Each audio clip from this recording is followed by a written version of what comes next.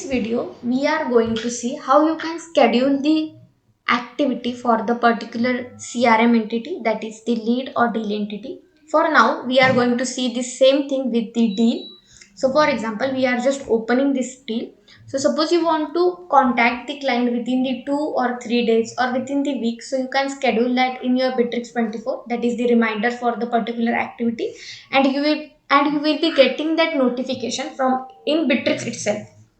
Okay, for scheduling the activity, here you can see in the right hand side we are having the option of call.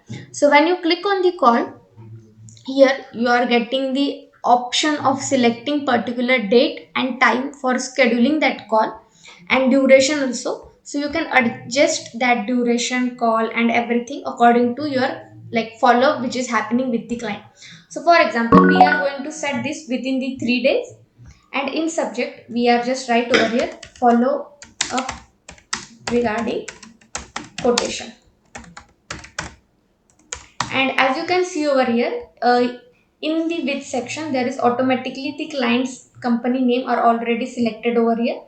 So when you click on the save, so that time so when you click on the save, that time in the right hand side here we will having the option of getting up the reminder for this particular activity within the day, hour, or minute.